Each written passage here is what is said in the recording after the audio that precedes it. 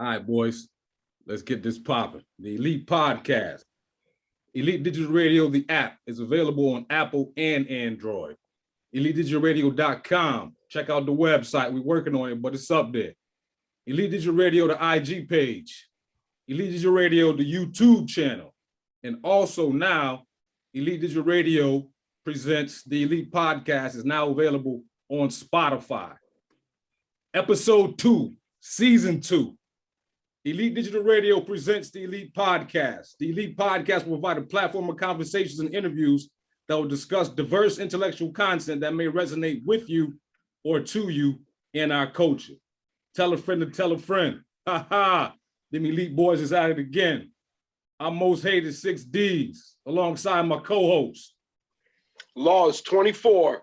Yes, sir. Yes, sir. Hey, yo, Elite. Lock in, man. We got a good one today. But y'all, as y'all know, before we get started, let me get these shout outs out of the way. And ain't no hesitating. Y'all see who I'm repping today. Shout out to that man, to Cal. Happy Earth Strong, God. You know what I'm saying? Hey, Terry. Nothing but love to you, twin. That Cal box came in the mail. Ha ha. You already know what it is. Hey, Cal Official. Nut over at Cal Official. Bye, Cal. Hey. I'll be in touch with y'all, man. Good looking. But check this out. Woo, Elite. Tonight we back. Back to business, season 2. Elite Podcast. Tonight we got an entrepreneur, a killer in the UK, now residing in Switzerland. Tracks getting over 150,000 hits. You know what I'm saying? 94,000 hits on YouTube. 94,000 streams, should I say, on Spotify. Hey, yo, Elite. Please welcome to God, Vast Angelo, to the show.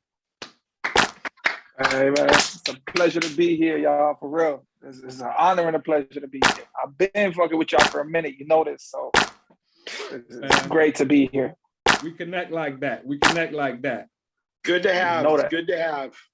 Hey, man, but listen, look, Peace King, before we get started, that's just it. I want to make sure I send you them blessings and love, man, for being with us here today. You know what I'm saying? You one of our first artists from abroad. So, and like I said, we've been tapping in for a minute. Appreciate that love, man. Honor. All right, so let's kick this off, man. Let's start by introducing yourself to Elite, man. Introduce yourself to the audience, man. You know, where you from, where you grew up, how you was raised. What's happening, y'all? Yeah, my brother said it best. My name is Vast Angelov. Y'all can hear it on the name. It's a weird mixture in there. My dad was from the States, Flatbush. My mom was from Bulgaria, you know, so they met like in the middle in the UK, and that's where I was conceived and born and, you know, came to be. And like, there isn't really a place that I call home. That's something special about me. Like, I'm a citizen of Earth. Like, I've been moving from Bulgaria to the US, to the UK, to Germany, to Switzerland, wherever it may be. Word. And finally, you know, signed a thing, got the knot, and settled down over here in Switzerland. And this time, you know, big boy moves. Bless. Yes, sir. Bless. I'm young. I'm 26 years. I just turned 26 2 weeks ago, and Happy belated. Appreciate that. And those 26 years, you know, I've had the honor and like the privilege to meet and work with, you know, some of my biggest idols, whether it be Public Enemy, Lauryn Hill, Eminem, like whoever it may be. To break bread with people like that at a young age, you know, set your mind straight to the point where, for me, music or hip hop was never a way of just getting paid or you know, like fame and riches and all that. That was all bullshit for me. Like, for me, music is therapeutic. And when you get to the level that those people are at and start peeping what music can really do to people, you know, you start enjoying different things. Like, as I said, settling down at 26 and wifey and all of that, man. So yeah, that's what I like, you know, just keeping it real. I'm not about no flashy bullshit as, you know, watches and watch my car and this, that. Nah, man, that's not me. I just love hip hop. I love music. Word. So, hey, listen, with that being said, let's jump right into it, man. As you said, I mean, 26, you ain't that old at all. You still a young fella. You know what I mean? Young blood. My daughter's age. You know what I'm saying? When did you develop this love for this music then, man? So this is what I tell people, right? I'm a musician first and a rapper second, or even an artist second. I'm ashamed to call myself a rapper nowadays because of what's going on in the radio. I'll keep it a buck with you. I like that. I like that. Speak on it. My mom used to tell me, like, listen, before you could walk, you was banging on pots and pans and stuff. Like, I'm a drummer. I play guitar. I play keys, and I've never had a music lesson in my life. So I was blessed to kind of just pick up an instrument and find my way around it and play it. So I'm a musician off by heart. Everything I do needs to be to that standard. So you're never gonna hear a song of mine that's just a loop all the way through with just hella auto-tune on it, make it catchy, make it stick, and that's it. That's not me. Like I'm not hip-hop. You know, it's not hip-hop. And especially the people that I looked up to, like that would be frowned upon. Like, man, come on, music is a way to tell your story, but in a way that you can touch and help other people that are going through shit. But you using it to kind of flex on people and like how much you're spending in strip clubs and cars and stuff like that, bro. That's not it for me. You know, like for me, music is art, it's passion, it's therapy, and like seeing people misuse it in a way just for a quick cash grab, make a song and then be irrelevant in 5 months. Like that's not me. Like, you know, I'm in it for the long term. Yeah. So at what age could you really say you fell in love with this? If you had to put a number on it.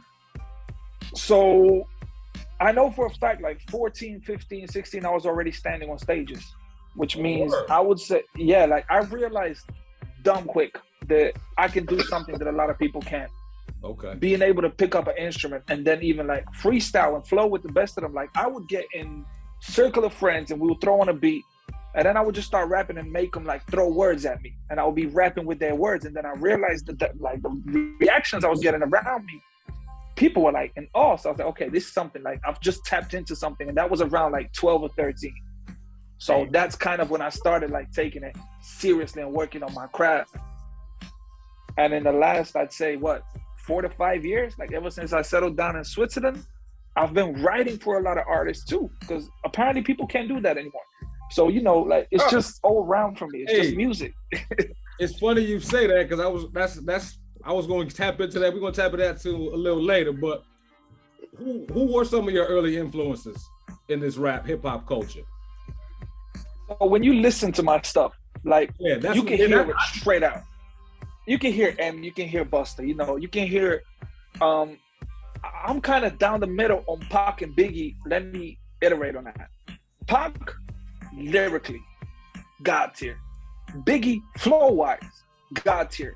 So if there was a mix between two of them, that would be like, for me, the God MC, but it doesn't exist until now. But man, Nas, Jay, Pac, Big, and you know, those are just some of the greats. And again, like having the honor to talk to them people, like, yo, you're the reason I got into this.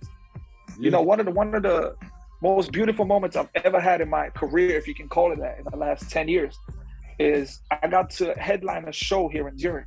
It was in a mountain somewhere, and it was an open air festival. And the main headliner at 12 at night was Lauryn Hill. And the only reason I accepted the show was so I could do the show and chill backstage and wait to see Miss Lauryn Hill. The thing is, she never showed up. Like, she showed up 2 minutes before the show with like 15 cars, ran to the stage, did her thing. But thank God, after the show, she was walking down, and I just screamed out like, "Yo, Miss Hill, like, you're one of the reasons I got into hip hop." Bro, she bust through all her bodyguards, came over to me, grabbed me, hugged me, and was like, "Young King, keep doing your thing." And I got to break bread with her and talk with her. And that's the beautiful part of it, you know? Hell yeah, bro. That's crazy. Now, yo, your flow, I mean, we was talking about the flow was very interesting. You know what I'm saying? Talk to us on how you developed that and perfected it. Because you just said M and Bus. So how did you collaborate that to perfect it to your own? So I'm a living cheat code. Because I play drums, I can violate pockets that not a lot of people can. Right. Like, for instance, let me try and see if this, I don't know if this will work, but let me try this for 1 second. Now, while the music is playing in the back, can you hear the music and me at the same time? Well, yeah. So for instance, I'll give you an example, just from this verse. who running big with my brother? We stay bumming these motherfuckers out of existence. I see you bums running. And Biggie said, stop your blood clot crying. When I step to the mic, I feel your career dying. Head of the growth, relevant to be fucking out for the head of it. Better if it's a fabulous flow, which I got it, you gotta develop it. But like I kind of say it in the words. Better if it's a fabulous flow is I got it, you gotta develop it. I don't think about it. I just hear drum patterns in my mind. And when I write rhymes, I it's like gibberish. I spit gibberish on a beat. And then I fill in the words after that. So it's like a puzzle to me. It's fun. Gotcha. So I think of the most intricate pattern that I could fit within a certain section of the beat and then fill it with words afterwards. So, okay. So with that being said, do you do a lot of writing or do you just like to come off the top? It depends what mood I'm in. So obviously if we're at a party, if I'm MCing somewhere, like if it's a live show, I will get people on stage and have them just shout words at me and I freestyle. But for me, like substance is very important. Even when I freestyle, I try to keep it real and deep and trying to give you a message. Right. But what I like to do in writing sessions is I'll sit down and loop the beat at different parts and write different intricate flow patterns. And then when I write, so this is a tip I can give to everybody out there. You're gonna thank me for this. When you start, let's say you're a male right now, you have about 2,500 words to your exposure per day that you use, unique words. Once you get home from work, school, whatever it may be, half of those words are already gone. And now you start thinking about rhymes, that's automatically half gone because you can't rhyme with perpendicular and intricate and blah, blah, blah. So half of those words are already gone. You're already limiting yourself to, let's say, 300 words that you can rhyme with, and that's why music sounds like it does today. Right. What I do is I just write a text. Like I just write a story that I want to, bring over on the track. And then once I have that story, once I have that blueprint, then I start thinking about rhymes because the story's already there. Now I just have to make it rhyme. So I never lose context when I'm writing a song. And that's kind of how I go about it. First, I'll write an intricate drum part to it. Think of it as a drum line, as a drum major. Okay. And then I'll fill it up with lyrics, but always go back to that blueprint of what I want to say in a song. And that's like, for me, I don't know anybody that does it like that, but it works for me. Word. Now you said first performance, you said 12 or 14 years old, right? Around 14, yeah. All right. You remember that rhyme? It was something like you remember 16 of that rhyme? I can remember it because I used it in a different song like a couple of weeks back. But it was something stupid, man. Give me 1 second. It was something like stop and listen, I'll rock it wicked, no competition on this beat, and you gotta get it, there's nothing hotter than it. A whack rapper with vast scissors, I'll kick it to you. If you got a minute, you bob your head like a walking pigeon. It was something like that. Like it was just, rhymes. Okay. But no. that Okay. flashed me back in the days. Okay. It was weird though. I feel you. No. But yo, now let's dig into it, man. I said we was gonna talk about it. What's up with these ghostwriters, man? I mean, look, the way that I see it, and this is where all of my OG homies, they always get on my back. I'm like, listen, there's two type of artists in the game right now. There's artists that definitely rely on their artistry. See Kendrick, J. Cole, there's a few of them you can name that genuinely, like, they look at the art of it, and they look at it as an art form. And then there's people that just want to rap because they want to rap. Like, if you think about it, everybody and their mama nowadays is a rapper, a producer, or a DJ. Yeah. Like, it's just that simple because it's easy. Like, everything that you've ever heard of mine is set up in my room, and everything's been recorded in here, So you could say like $1,000 or like $1,500 and set up a studio. Everybody can be a rapper, but not everybody can rap. And that's the difference. So then you have people like me to be like, okay, you know what? I love doing this. I'm doing it 24/7 anyway. Let me go set up a gig somewhere on like Fiverr or wherever it may be and get people to pay me to write rhymes. Like, why not? But obviously, like, I'm kind of with the old generation and saying, listen, if you're an artist and you're getting paid millions to do what you do, then you need to stand behind your craft. Like, that's not standing behind my craft if somebody else wrote the word and I feel like I live it. That's why you never hear me, rapping about guns or whatever that may be, because that's not me. Right. But I feel like, you got to live with it at the end of the day. if you are artist and you feel like you are artist, but you just can't write, I understand that. You still want to be an artist because you play drums or wherever it may be. Like Anderson .Paak plays the drums but wants to rap but can't write bars, cool, that's fine. But if you're somebody that's like, oh yeah, I'm this and I'm that and blah, blah, but somebody wrote your bars, you're nothing to me. Like, what are you? You're a clown. So okay. So with that being said, let's tap into that, man. Let's go a little further. What do you consider them though? Are they artists? Are they rappers? Are they MCs? What do you call them if somebody goes writing their shit? They're rappers. They're rappers. That's what they are. They're rappers. You literally reciting bars. That's what it is. You're a rapper. Like for me, there's a huge difference between an artist and a rapper. Yes. You could never call Nas or Eminem a rapper because they are a rapper and they rap, but Eminem's not a rapper. He's an artist. J. Cole is not a rapper. He's an artist because his live shows sound like symphony orchestras. That's another difference. An artist performs with a live band. Yeah. A rapper performs with his homie behind the decks. That's, like there's levels to this. So I feel like everybody to their own. Everybody can be a rapper nowadays. And that's what you are. You're a rapper to me. But if you wanna, if you wanna get to the next level, you gotta become an artist. Point blank.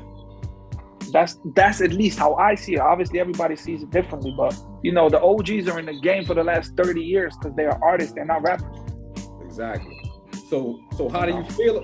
So how do you feel about today's rappers?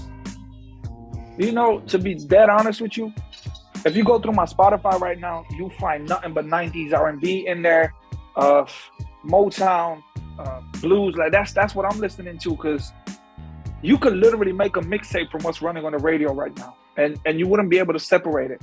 Like I feel like, I don't know, when T-Pain, in back in the day came out, Incredible Singer was like, yo, let me be special, this whole vocoder auto-tune thing. And he did it as a gimmick, to be special, to be different.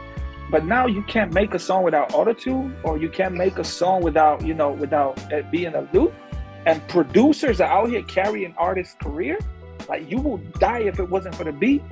That's when I struggle with that, because I can't listen to it. I'll be dead ass. If I'm in the club with the homies, we turn it up, like whatever. Yeah, just play anything.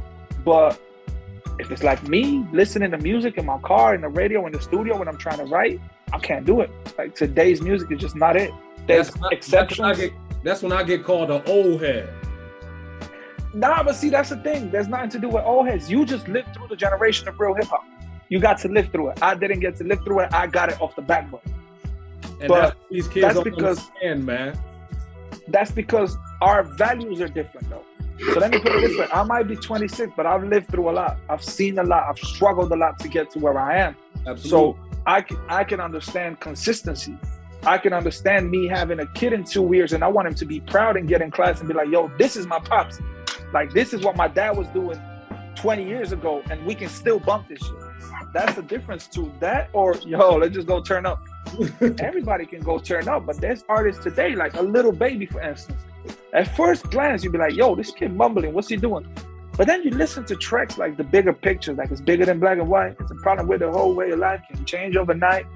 A Roddy Ricch, very melodic, like artist. He can sing, he can rap.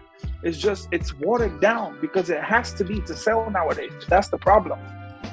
And it's creating a divide in hip hop that shouldn't be there. Like it's useless. Old heads, we just look at rap differently. That's it. Hey, I tell you what. You heard that new KRS? Yo. The teacher's back, bro. Yes, he is. Yes, he is. Hey, man, listen. Hip hop culture, man. I mean, as far as US and then as far as UK, man, let's dig into the hip hop culture over there, man. What is that? Talk to us about what that's like over there, man. So see something, for instance, the producer that I work with, his name is Brice Beats. He's from the UK, right?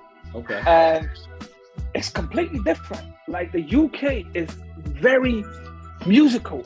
Like if you listen to like Afro swing, Afro pop songs, like there's people like Kojo Funds, J Hus, I don't know, a bunch, like you could name 100 of them. And they're all very melodic, but they're not rapping about things that they're not. Like they're singing kind of about love and women and stuff like that, which I'm missing in rap culture nowadays. Like everybody's talking about how many bodies they got, how many guns they got, but like, you know the real gangsters move in silence, right?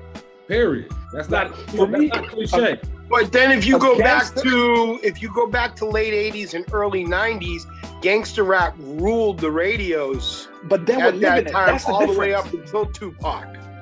But they were living that though. That's the big difference. Those people became rappers with the money that they made from being gangster. These guys are talking about stuff that they're not. Like for me, a gangster and a rapper, they don't go together. That's don't. an oxymoron. A gangster rapper.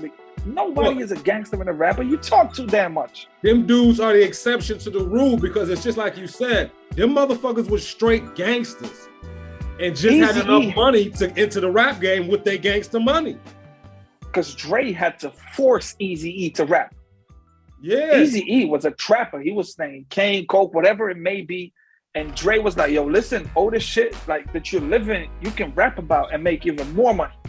And you got money that we can use to buy studio equipment. You might as well. Like, that's a difference. They were living that life. Like, I believe it when an Ice-T or an Easy talks about, you know, a Gat or Coke or whatever it may be, because I know they lived through that. But I don't believe that 90% of the kids that are rapping nowadays live through that. That's impossible to me. No. You know, so that's what I'm saying. If you're really about that life, like 50 can talk about guns. He got shot 9 times and is still moving. But you're never gonna hear Eminem talk about guns and trapping and killing people, because that's not him. Like, that's the greats stay true to who they are. Right. Right. But if it's a persona that you're putting on just to be somebody, you're gonna get locked up, and then you're gonna meet that somebody, and he's gonna turn you into a bitch. That's just how it is. Like, I don't believe in that. You gotta be authentic in my books. Don't put on a persona just to get, you know, attention. That's not cool. Right. Right. So let's get back to it though. How's the hip hop culture that over there as far as abroad? Like, y'all do the So the MCs in the UK. Go ahead. In the UK, it's just a completely different culture. Obviously now the drill is huge right now, and that's all, you know, street rap and kind of like gangster rap brought to 2021 and stuff. That's why I put out a drill Christmas carol. Like, I put out a Christmas song that sounds like it's a gangster rap song, but it's actually a Christmas song. Yeah. But obviously that part of the industry is strong, but the mainstream hip hop in the UK is completely different. It's smooth, it's Afro swing, it's different drum patterns, it's 7/8 beats, it's not 4/4 808s, and it's getting to the point now where the US dudes are coming over. The Baby's coming over, Lil Baby's coming over, whoever, like French Montana's coming over, and they getting these UK kids that they got like 100, 200,000, you know, plays and followers, and taking them to the mainstream. Yeah. So I feel like that's the way that it's gonna evolve in the next couple of years. It's gonna be extremely melodic music, dance, hall music, go back to the roots, back to Jamaica and stuff. But also the drill, the heavy rap, heavy 808s. That's got a place in hip hop as well. But to be dead honest, some of my closest friends that I'm allowed to call them, Stefan Clemente and Marine Boy Willie Estrada, first generations B-boy. Both of them were there when hip hop was founded, Elite Force Dance Crew, Grounders. And what they tell me about hip hop and how it was and how it started, and looking at what it is today and learning about, you know, the whole thing in between, it's crazy, you know, what our culture did in the last 50 years. Like, it's ridiculous. Yeah. And we have guys that have lived through every single era of hip hop. We can't forget that. Yeah, bro. And we gotta listen to them. Yeah, you can't be calling them old heads. Nah, those are prodigies. They started this shit. If it wasn't for them, you wouldn't be able to show your ass on stage for 50,000. You know, that's how I see it. How dare you call somebody an old head for trying to put you on game that you didn't know before? Right. The hip hop was a rhyme before it started. Right. And They used to spit at the shows. So, like, over that way, as far as, you know, the hip hop scene. I mean, I really think I know the answer to this, but the UK hip hop versus American hip hop. You know what I'm saying? Are you hearing more UK hip hop, or are you hearing more American hip hop over there? Over there, well, obviously people are going to listen to the mainstream music, which is mostly US hip hop. But people are very loyal to their stuff in the UK. Like, it's a very tight-knit community, and people, for instance, something that I noticed in the US, the city that you start out in will only support you when you make it. When you're there trying to make it out, you have 50 people at your show. Mm-hmm. But then when you get to the level of J. Cole, the whole city's like, yo, he came from here, you know, Charlottesville, Carolina. But in the UK, it's different. People actually support each other a lot. That's what I'm like saying. When you have, that's a huge difference. Yeah. But I'm guessing that's got to do with gangs and all that type of stuff and politics getting into music in the US, which I can't talk about. I don't really know it. It's just a lot more love, right? A lot of love. And obviously there's hate, but you know, there's hate everywhere. But I've really noticed the difference that in the US, you will get love from your city, but once you make it, once you get out. And that's not the point of it. Like, I need your love now to, you know, to get to somewhere. Not when I made it. When I made it, I don't need it. I'll go somewhere else when I make it. I'll move to Europe. You know? Yeah. And that's the main difference. We even now, and that's just it, because like you said, it's starting to flip because we starting to bite y'all fashion. It is. It's not just the fashion, it's the music. Like Dior from Pop Smoke, that was like the biggest song last year, like Christian Dior. That's a drill song. Like New York is trying to take over drill. Chicago is trying to take over drill. Drill started in the UK. Like, it's never going to be the same. US drill will never be the same as UK drill. It's just different. But they like what they hear, and they take it and they make it their own. And it evolves. And through that it evolves, it gives, you know, credits to the creators. But for me, it shouldn't be a split between UK, US, European, whatever the hell it may be, African, the Afro trap, French Afro trap. It should all just be looked at one culture. That's the problem that we have. You know, again, in the beginning, it was literally 5 elements of hip hop, but it was old hip hop. Just because you were a graffiti artist or a b-boy doesn't mean that you had beef with MCs or DJs. It was old hip hop, and that's how it should be now, but it's not. That's weird to me. What element is missing, yo? We got graffitis. So we got the artists, we got the DJs, we got the MCs, we got the dancers, and who am I forgetting? I'm forgetting somebody. Look, is graffiti still big over there? Nah, man. Based like niche. Yeah, you still have incredible graffiti artists, but nah, not really. Nah. Not really. Like tagging and bombing and all of that. That's that. Nah. People kind of, it's dying out. Let me put it that way. There's definitely people that are incredible at it, but it's dying out. And look, that's what opens up the door for these rappers. You know what I'm saying? That's a fact. That's a fact. That's what opens up the door for these rappers, man. Now, you said you got a show tonight, right? Yeah, later on. Where you at? In a club in Zurich. So this is the thing. I hate doing club shows. Like, it's not for me. I don't even go to the club on a weekend. I stay at home with wife. But a real close friend of mine just opened up a new club and was like, yo, please come through and do a club show. And I was like, you know, I can't say no to him. Like, that's the homie. I have to go through and then, you know, turn up and then whatever. But again, like, for me, I live to perform. Like, I'm a performer rapper. The studio, cool. I can rap a song up in 2 hours. That's not a problem. But I live for the stage, for the crowd, for the you know, to give them that energy and get it back. And in the club, you just can't really do that. I'm sensing that because I'm hearing that when you're saying a lot of the times you look for that crowd interaction to get you going to flow back with them. Of course, because it's not every day. Like, let me put it this way. I'm this white kid growing up trying to, you know, do hip hop shows and stuff, and people look at me different when I get on stage. They look at you with that stink face, like, yo, what's he about to do? And then you get on stage and start killing it, like really killing it, like elegant boss, the fucking up for the hell of a benefits of fabulous flowers. I got it, you got it, like that type of stuff. And people start like, wait, yo, what? Like that moment. KRS said it the best. You come out with all your coats on and your jackets and your hoodies and everything, and you kind of real intimate, and then you start opening up to the crowd, and it's that moment that I live for. Like doing that in front of 20,000 people and feeling them in the palm of your hand. That's an incredible feeling that unfortunately a lot of people will never, you know, experience. Even these mainstream rappers will never experience, because they come on stage and rap over their damn songs and scream in the microphone, and people just there with their phones like, nice. You know, it's now it's growing up, me myself, that's what we would call a MC. Yeah. You know what I'm saying? You can read the crowd. You got to be the master when you got the mic in your hand, man. Yeah. You know what I'm saying? In every sense of the way, and it's true, because like you was just saying, these dudes come out and like, yo, how you come out? You done charge everybody at least $30 a ticket. Round it up to 50, yeah.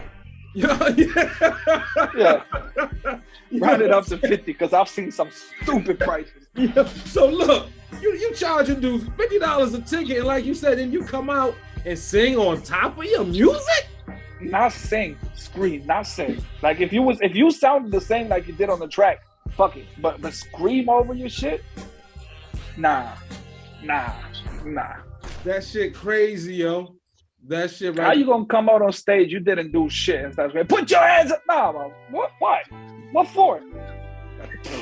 You bugging. You ain't doing shit. So now, yo, let's bring this all together full circle now, because you said you done left the UK. You know what I'm saying? Moved, established yourself, wife, family. What is that like now? Wife, family, music. Oh, there's no better feeling on this world to make music because you love it, not because you have to. But let me put it this way. I could have been signed majors. I was at Shady for a few years, but there I was on a development contract, and my deal there was really, I wanted to meet M and kind of work with M closely and see how he ticks and works. That's why you never find a song of mine under Shady Records ever, because it never came out. Mm-hmm. But for me, the main goal, the main objective was never sign a major, get paid, and kind of owe labels money my whole life. My objective was, I want to do music because I love it, not because I have to. And you can hear that in my music. So now that I have wifey, hopefully kids in the next couple of years, this, that, and the third, you can hear it in my music. I'm at a different level. So before all of this happened, if you listen to my earlier joints, you hear stuff about like, I'm feeling alone, feeling down, fighting up, trying to get through the gutter, get out the way, I'm busting the doors open, blah, blah, blah. Now you're hearing stuff about, hey, I'm enjoying this, and this about life.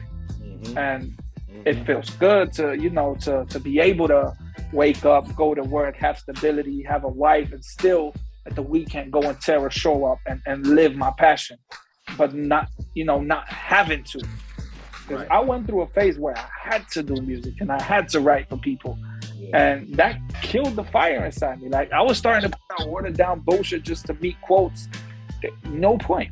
But right now I feel free. I can do whatever I want, whenever I want. And it's organic.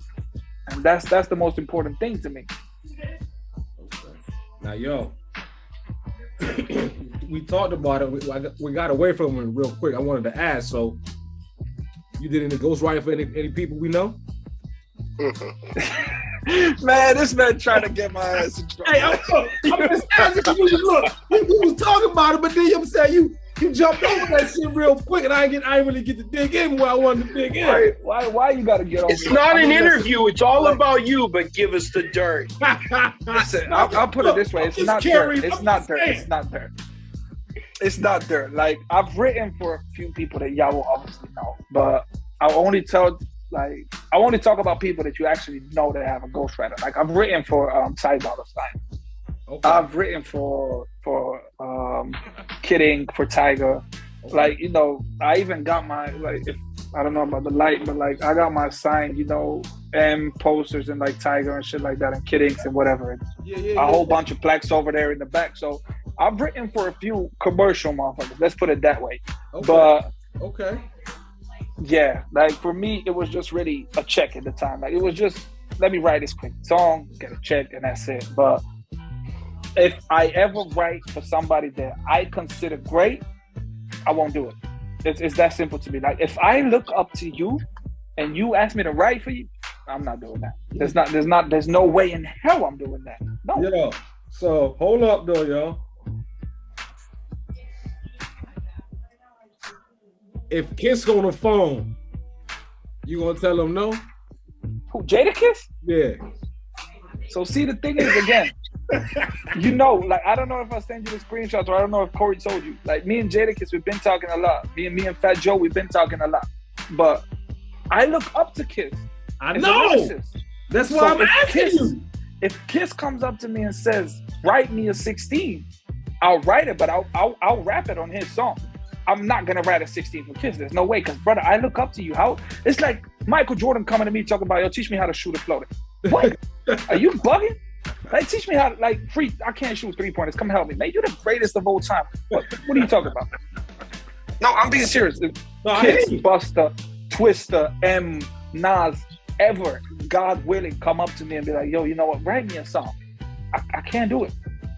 Just out of respect for the craft of that person, like, you're one of the greatest to ever do it. How are you gonna go so low for a track to ask somebody to write it for you? That's not you no more. Like, you know, Kiss is for me top 10 dead or alive. M, Pac, top 10 dead or alive. Like, you can't. Method Man, Redman, come on, man. I couldn't do it. There's no check on earth. And I'm not, you know, I'm not swimming in money. I still live check to check, pay bills, stuff like that. There is no check on planet Earth that I could take to write for somebody that I respect and love. Because that's the first nail in their coffin. It's a rap after that. From that point on, you're making music to stay relevant. That's a rap. Yo, I gotta tell you, dog, I respect that answer. You know why? Appreciate that. Because it sounds like you grounded and you rooted from the old school, because that's just real shit. You know what I'm saying? That's just real shit. You would never, and that's just it. That's how you saying it is exactly right. You would never look at, like you say, you look at Kiss and be like, "Yo, are you for real?" Yup. Be like the first time you found out Milli Vanilli was limp syncing. Kind of like that.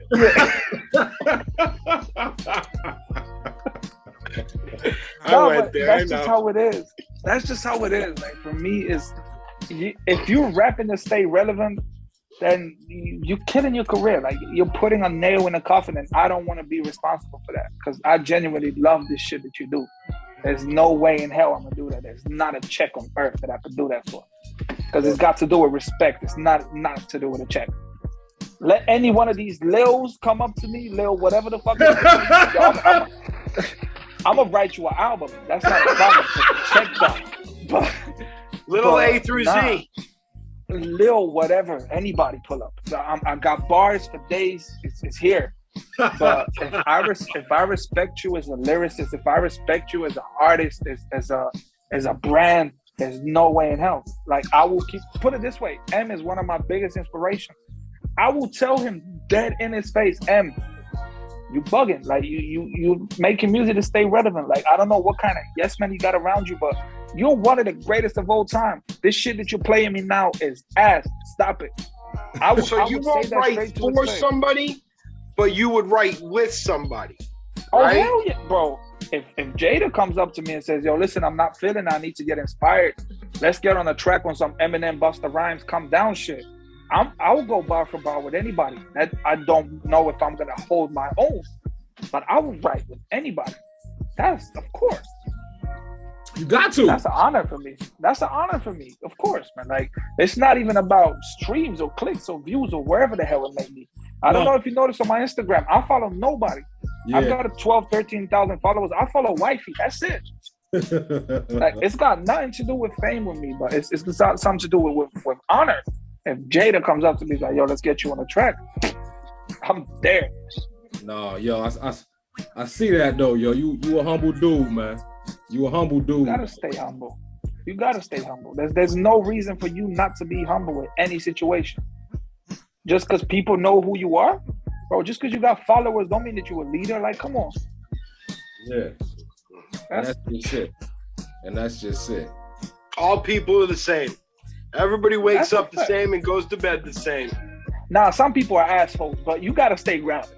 Like, hey, I'm an asshole, but I'm still nice. That's what's up. You gotta be nice to people around you, bro. Like, there's no amount of money that's gonna make you better than anybody else. There's no amount of fame that's gonna make you better than anybody else. We still should be able to sit down and chop it up. You put everyone out in the jungle together, a survivor's gonna survive. It don't matter how many hits he's got on YouTube. So let me put it this way. Like, I know artists. I personally know artists don't take pictures with fans.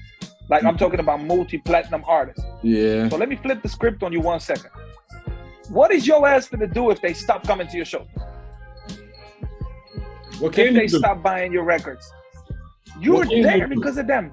How can you act better than somebody that put you on that pedestal? Yep, you owe it to them. Man, come on. That makes no fucking sense to me. But I guess I'm not a fucking psychiatrist, but I'm guessing it's got something to do with people not having anything and then having a whole lot of shit and losing their mind. That's what it is, man. And then they just start going crazy, like, yo, dog, you never even had this shit before. Now all of a sudden it's important to you. That's when you end up buying tigers and monkeys and bears and shit. And, you know, like, because you never had nothing. You bugging out. Exactly. But that's, you know, like for me, the most important thing above everything is know your worth, but stay grounded. Like, again, for me, there was no amount of money on this planet that could make me get on a song with somebody that I don't respect as an artist. It just isn't. Because, no, I'm in this for longevity and legacy. Everything you put on the internet, that shit for the stay there. Forever. And I don't want my kids in 20 years to be like, Puffs, you bugging? What's this? There's no amount of money that could do that for me. But that's because, like, as I said, I'm not a rapper. I'm an artist. I'm a musician. I just spit bars. Like, that's just how it is. Like, I happen to make rap music, yeah, but like for me, I don't have to. You know, I'm paying bills with work. And then everything I earn from music, obviously that's on top and stuff like that. But I'm not doing music because of money. I'm doing it because I love it. And all my homies to come up to me and be like, yo, I want to rap too. Can I come to your studio and rap? Like, if you're rapping because you want to get rich and famous and all that, stop it. There's no point. There is no point. Literally no point. Hey, listen, man. I want to take this time to thank you for being here with us today, man. Coming through, dropping the information and the science that I knew you would. I appreciate that, man. But before we get up out of here, man, I want to give you a chance to, promote any things you got coming up, any new music, any projects you're working on, anything coming out. Hey, listen, and like I said, I got the music, but I got to manipulate it. Now I got to flip it. Yeah, I feel you. You know what I'm saying? I can't put those tracks from Spotify on the app. Yeah, of course. I understand that. So the thing is with me, Flip it, though. Don't worry about it. Nah, I'll send you everything as WAV files, as MP3 files that you can put up. That's not a problem. And I'm gonna send you some exclusives, and I'm gonna send you 3 songs. All right. I'm working on an album right now, which is gonna be called My Life. All right. And every single song on the album is gonna tell a story of my life, of how I got to where I am, and how I got to, you know how I went through stuff. Because I feel like there's not an album on the market out right now that you can listen to back to front to back like we used to. And I kind of want this album to, when you listen to the whole thing, to have a rough idea and feel like you know me and what I've been through, but at the same time, I want every song to be like a masterpiece of its own. And I'm gonna send you 3 songs. One of them's called My Life, one of them's called No Christian Dior, and the third one, I'm gonna surprise you with something. All 3 of those songs have never been dropped or released anywhere yet, but when you listen to the song, you see where I'm coming from.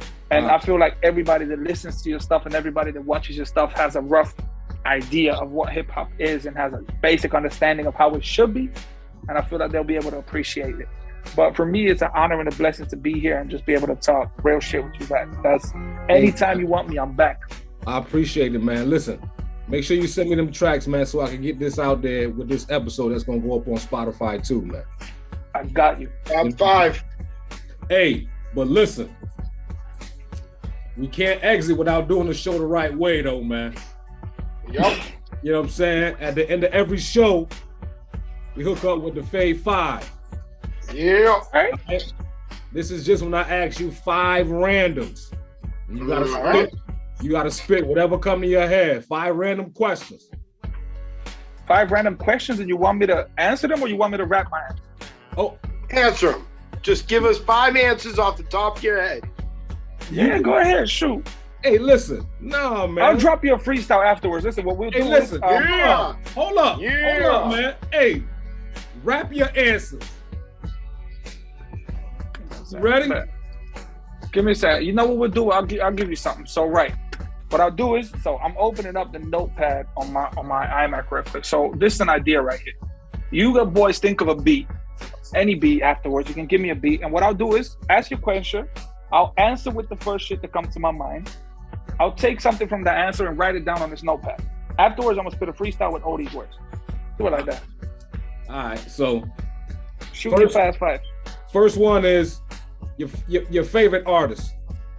It's gotta be Cole or M right now. Cole or M. Cole or M?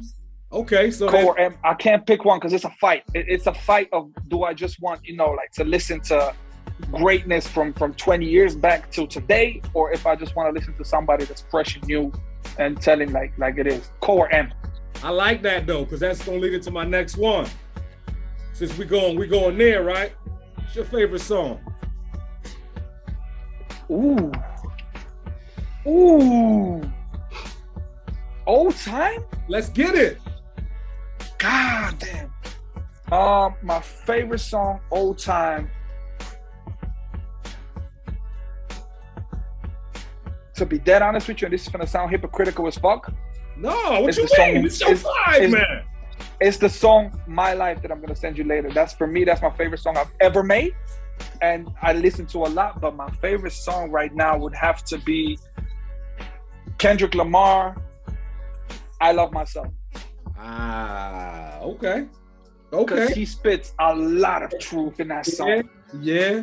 A lot of truth in that song. You got to be real to listen to that shit though. But "If I Ruled the World" by Nas is probably my favorite song of all time ever. Like, that's just greatness for me. Miss Lauryn Hill, Nas on the track. That's great.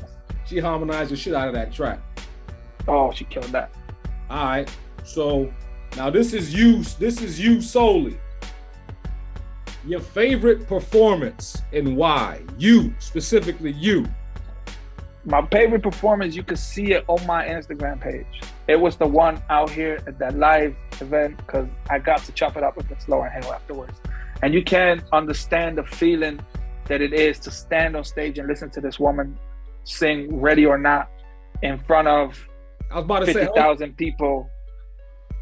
And I cried that night. I'm not for the butt. Like, my wife was next to me. We was backstage. It was me, my wife, Miss Lauryn Hill, and maybe like 5 or 6 people around us. And when I tell you that I hugged that woman and I cried in that moment and told her, yo, the only reason I did this show was to get to meet you and talk to you, that show for me will forever stay in my mind. Definitely. It's on my Instagram. You can watch it. Okay. All right. Now, give me your favorite dish. Chicken wings, man. Man, that's easy. I could eat chicken wings all day, every day. Come on, man. Don't forget now, my dad was black. I'm mixed. Like, some things just, they just come with you. See, you never said that.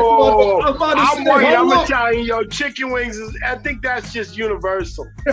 Nah, cause see, everybody, they always tell me that's your black side coming through. I'm like, you bugging. Stop it. You bugging. Oh man. All right. So look, we're gonna end it on this one. We just talked about your favorite dish being the chicken wings, right? Now, what's the biggest holiday that y'all celebrate over there? Probably Christmas, because this family, I'm family oriented right now. It has to be Christmas. Okay, so it's Christmas. Yes, sir. You get to invite your top 5 dead or alive to Christmas dinner with your family. Who are you inviting? Yeah, but see, there's people that I can't invite to Christmas dinner with my family. That's the problem. Like, Flavor Flav can't show up to Christmas dinner with my. Like, I love Flav. You can't do that. You know. What, you don't like his clock? Man, please. If I had to invite 5 people and I was able to sit down and chop it up with them in front of my family, that's really easy. That's gotta be Michael Jackson. Straight out. Michael Jackson, Tupac, Eminem, J. Cole, and just because I want somebody that's been through all of that shit from back to front, from front to back, it have to be KRS-One just to spit knowledge. But DMX and Big Pun, they gotta get in there somehow, because Big Pun is such a huge influence on me. and X like Now, X is just pure energy. Hey, yo, hold up though, man, because when you was talking about influences, when I asked you this shit earlier, and you said Big, you said Big Puck, M, Buster. M, right? But you didn't say Pun. And listening to you, that's Pun. Because the thing is, I'll put it this way. I've been compared to Pun my whole life. Yeah, yo, I'm telling you, I thought you was gonna say him because I hear that shit. I hear that shit. The difference is, I can't bring it over myself to compare myself to Pun. I can't. Like what that man did, I got you. At that point, lyrically and flow-wise, like for me, I can't put him as the greatest rapper of all time. But for me, that dude is like, that's where I'm trying to get at. I got you. Except spit even more shit. Like for me, Pun was like, yo, come on, this dude could spit, flow for days, swag for days. But I can't bring it over myself, even though I get compared to Pun a lot, to be like, yeah, I'd say my style was a mix of M and Big Pun. I can't do that. Like that's got something to do with respect to like an untouchable brother that's not with us anymore, and I can't do that. No. I just wanted to say that because you know what I'm saying? Like, listen, man, man, I've been fucking with you for a while. So I hear it. You know what I'm saying? I hear it, man. But yeah, that was one thing I wanted to say because I thought you was gonna say Pun. No, but to hear that from you again means the world to me. Because like I hold this man to like a crazy level, a crazy standard, and we lost the real one with Pun. It's the same thing with X. Like DMX is not the greatest rapper of all time. DMX was a good rapper. He was an alright rapper, but he was just pure energy, bro. Like he was an excellent performer. Bro, like he would tear the crowd stage up. He would fuck any stage up. Any stage. You could put him, bro. You could put in the biggest redneck county, you could put DMX on the stage. They'll fuck with him. They would fuck with him. Definitely. They will fuck with him. But hey, man, listen. Again, I want to thank you for coming out today, man. This was a good one, man. I appreciate this one, man. We're gonna make sure we get this one out. I appreciate that. You know what I'm saying? It means the word to me. Matter of fact, this is gonna be the first one from season 2 that we're gonna put up on the app. Mm-hmm. So, that means the world to me. Much love to you, man. This one gonna go up on the app tonight. So let me put it this way. Give me your favorite instrumental of all time. So let me put you in that hot seat. I was going to tell you to give me something to the background of It's Tricky from Run DMC. But favorite of all time, I mean, that's hard. So, okay, look, I'll give you a quick 8-bar on It's Tricky, but give me what would you say is that beat in hip hop? Give me one beat. I got 2. And you what are they? You decide. I'll give you half a verse with each of them. I got that Duick beat. Mm-hmm. And I got that Bridge is Over.